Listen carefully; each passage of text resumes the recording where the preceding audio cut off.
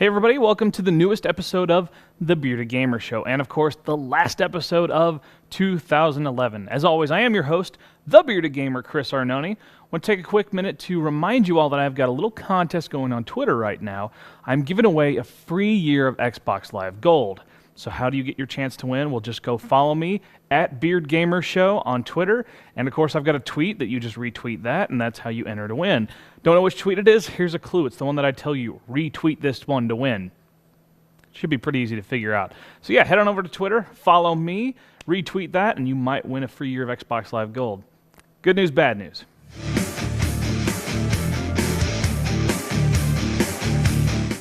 All right, so a little piece of good news, and this one does fall technically in the rumor category, but then again, it's being reported by Games Politics, which is a pretty darn reputable website out there.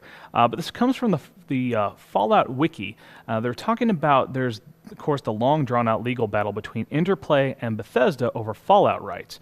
Interplay is supposed to be making a Fallout MMO, and there's an argument with Bethesda as to who originally owns the rights, and there's all this problems coming out. Well, what this new sort of rumor that's coming out is saying is that they have now decided that they're going to leave the Fallout trilogy behind. It's not part of this lawsuit. They're just going to look at future Fallouts. But here's the other thing. Now, this is, I think, the bigger deal, is that Bethesda has filed a motion to have parts of the case sealed. Now, when this happens, it's usually because it's a sign that there is an out-of-court settlement coming down, and that's what's being worked on. So hopefully they can get this behind them. Now, why do I say this is good news? Because honestly, Interplay, Bethesda, we don't want you to keep lawyering. We want you to make games. We've been waiting on this Fallout MMO for a while, and we're very excited for it. We're just waiting to see it. So, yes, less lawyering, more game making. All right, some more good news. Now, I've kind of not been talking about this whole Ocean marketing fiasco, because to me it's getting a little more hype than it probably deserves. I think the only reason it's really gotten this hype is because Penny Arcade has gotten involved. Now, for those of you who live in Iraq and haven't heard about this, the guy from Ocean Marketing was the PR firm representing this new Avenger PS3 controller. You can see the shot right there of it for In Control, which is the company that makes it. And there was a debacle between a guy who had bought a couple and this PR guy from Ocean Marketing, and it just got really heated, and the guy from Ocean Marketing was just a complete douchebag and tool toward the guy, and got Penny Arcade involved in on it, and that's where it really blew up. Well, the good news is In Control has fired Ocean Marketing. They're no longer going to be using that PR marketing firm. So, you know, despite all this just ridiculous hoopla going around on it, it's good to see that the douchebag got what he deserved. So, that's awesome. All right. Some bad news. Now, some of you may have heard there's been a lot of sort of Half-Life 3 leaks that, you know, it's been heavily hinted. Also within Portal 2, people are saying it's heavily hinted.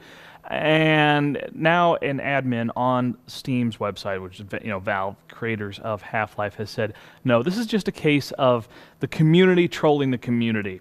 And he said, you know, he doesn't like to see it, that no, there's been no authorization to give out any viral leaks. Wheatley's speech is pure fiction. There's no ARG. So none of that. There's no official or unofficial or viral announcement about Half-Life 3. So that sucks, of course, because, I mean, come on, we've all been waiting for Half-Life 3 for, like, forever and really, really want to see it, but God knows if it will ever actually happen. All right, finish up with another piece of good news. For those of you still playing Fallout New Vegas on your PC, the lead designer for the game, J.E. Sawyer, has just released a mod for the game. Now, I know the game came out a while ago, but I mean, you know, there's lots of mods for Fallout games, for Bethesda games in general, and Oblivion games, but this is from the actual lead designer. And it does a lot of tweaks. It gets rid of the level cap, it halves XP gain, has a lot of other tweaks to make the game more challenging. So if hardcore mode wasn't enough for you, this guy Sawyer's tweak, or his mod, is going to be just crazy fun. And should be pretty darn reliable since it's made by one of the original creators of the game. Now, why is it a mod instead of a patch? Well, he said that, you know, the game's done. There's nobody working on it anymore. There's nobody doing QA testing. The game is done, finito. Nobody touches it anymore. So this was just done in his free time. So I think it's really cool when a designer is so committed to his game and loves his game so much that even when he's no longer getting paid to produce more content for it, he's still doing it. And that's just fantastic. All right, guys, enough for the news. My year's last Controller Confessional.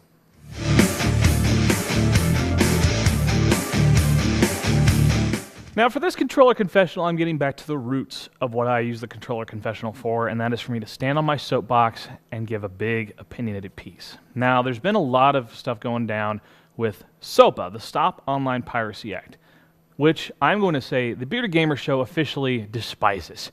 It's terrible. It really threatens websites like this, pretty much any other gaming journalism website. It threatens YouTube. It threatens all kinds of things. And it's going to try to give power to American companies to really police the entire internet. And it's basically, if you've got a piece of possibly copyrighted material, it doesn't matter what the context is, the company that owns it could possibly have your entire website shut down. And I know the intentions behind this is to stop piracy, but it really goes much, much bigger than that and threatens the internet as a whole. It threatens fair use. It threatens so many things. And now officially Sony has just thrown their weight in behind SOPA. And Anonymous decided to come out of the woodworks and be the douchebags that they normally are. Now, like I said, I totally disagree with SOPA. I think it's terrible. But this video that's been released by Anonymous, it's threatening to take down the PlayStation Network again.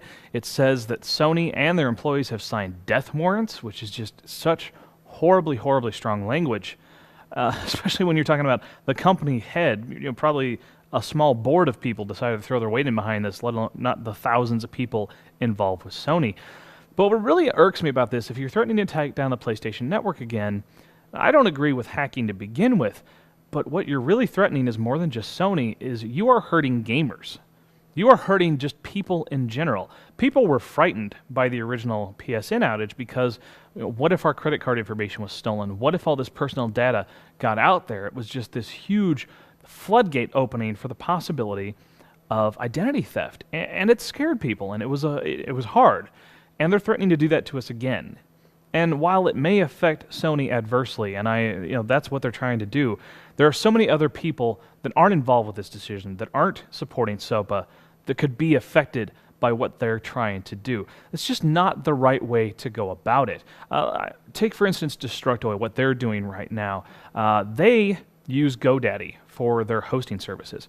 And since GoDaddy threw their weight in behind SOPA, they are leaving GoDaddy, taking their business away, and they're going to be migrating to a different hosting company. Now that is the legal, the proper, the business-like way to fight something that you disagree with. GoDaddy has actually flipped their opinion on it because they have felt this so strongly, but it's something that directly affects the internet, and they decided to throw their weight behind it. So of course, there were probably a lot of companies that said, we're not going to host with you anymore. And that's the legal and proper way to do it. It's not malicious, but it proves your point, and it worked. GoDaddy said, okay, yeah, we're sorry. Obviously, the internet disagrees with us. Our living is made off the internet, so we're going to follow the people that are, paying us, that are giving us our livelihood, and that makes sense. But just attacking, and plus, Anonymous was saying they're going to attack some stars like Justin Bieber and Taylor Swift, and it's like they're going to care. What are you going to do to take down Justin Bieber's website? He's not even going to care, really. I mean, he makes his money off records, album sales, unless you're going to destroy iTunes at the same time, which would make no sense. This is ridiculous. That, yes, SOPA is terrible, but Anonymous, you've got the wrong way to go about it. You don't break a rule to try and make a point. You try to change it. Try to make change. You don't threaten people. You don't attack people. That's not the way to go about it. All right. Very strong opinion about that myself. So getting off my soapbox now, and we'll finish up the year with, of course, the burning question.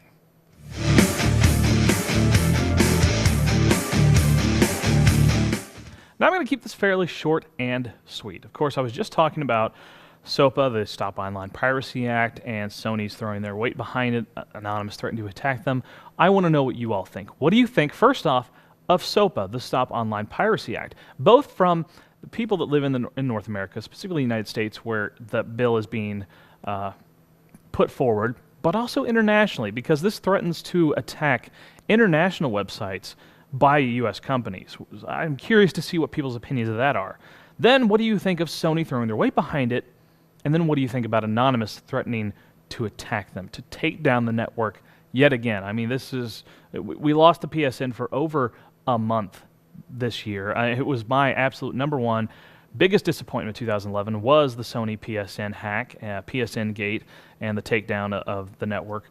So what do you think of this whole situation? I know it's a very deep and complex situation. It goes beyond simple video games. It's much broader than that, but I think it's very important, and it very much directly affects the gaming industry. So tell me, what do you think? And then next week we'll do Burning Question. I will read off the best answers from wherever they come from. You know, Twitter, Facebook. You can post, of course, comments directly on Bearded Gamer Show. In 4G, the video always pops up there too. I'll read all the comments. Best ones for right here next week. All right, guys, we'll see you next time and next year.